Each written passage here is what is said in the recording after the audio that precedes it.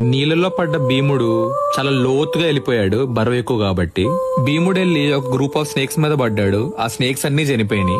మిగిలిన కొన్ని స్నేక్స్ చాలా కోపంతో భీముడిని ఎక్కడ దొరికితే అక్కడ కొరకటం మొదలుపెట్టాయి. వాటిలో ఉన్న చాలా ఘోరమైన విషాన్ని భీముడిలో వదలటం మొదలుపెట్టాయి. కాకపోతే ఈ విషం దుర్యోధనుడు ఇచ్చిన విషాన్ని విరిచేసి, అంటే ఈ పాము విషం విరుగుడుగా పనిచేసిందనమాట. ఆ విషాన్ని విరిచేసి భీముడు కళ్ళు తెరిచాడు. అతన్ని అటాక్ చేసే స్నేక్స్ ని చూసి భయపడకుండా ఒక్కొక్కదాన్ని గుద్ది నలిపేయడం మొదలుపెట్టాడు. భయంతో కొన్ని స్నేక్స్ సర్పరాజు వాసుకి ఇంకా ఆర్యకుడు ఉన్న దగ్గరికి వెళ్లి ఇలా అన్నాయి, ఎవరో నరుడు ఇలా స్పృహ నీళ్ళలోకి వచ్చాడు, మేము కాటేయటం మొదలుపెట్టిన తర్వాత మమ్మల్ని తిరిగి కొట్టడం మొదలుపెట్టాడు, మన పాములందరినీ చంపేస్తున్నారు అని చెప్పాయి. ఇన్ని పాములు చూసి అది కాటేస్తున్నా ఏమీ కాకుండా భయపడకుండా వీళ్ళని తిరిగి కొడుతున్నాడు అంటే ఈ వీరుడు ఎవరో చూద్దామని సర్పరాజు ఆర్యకుడు అక్కడికి బయలుదేరాడు. కుంతి తండ్రి శూరసేనుడు ఆర్యకుడికి తాత అవుతాడు. సో అక్కడికి వెళ్ళినప్పుడు ఆర్యకుడు భీముడిని చూసి గుర్తుపట్టి సర్పరాజుకు చెప్పాడు. అప్పుడు సర్పరాజు ఏమన్నాడంటే, నీ బంధువు మన లోకానికి వచ్చాడు, అతన్ని ఏ లోటు లేకుండా చూసుకొని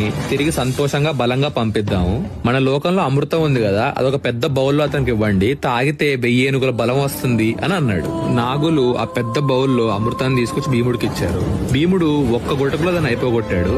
నాగులు మళ్ళీ ఇచ్చారు, భీముడు తాగేశాడు. అలా తాగి తాగి తాగి భీముడు 8 కుండల అమృతం తాగేశాడు. అలా తాగటం అయిపోయాక వాళ్ళకు కంఫర్టబుల్ ప్లేస్ ఇచ్చారు. భీముడు అక్కడ ఒళ్ళు తెలియకుండా నిద్రపోయాడు.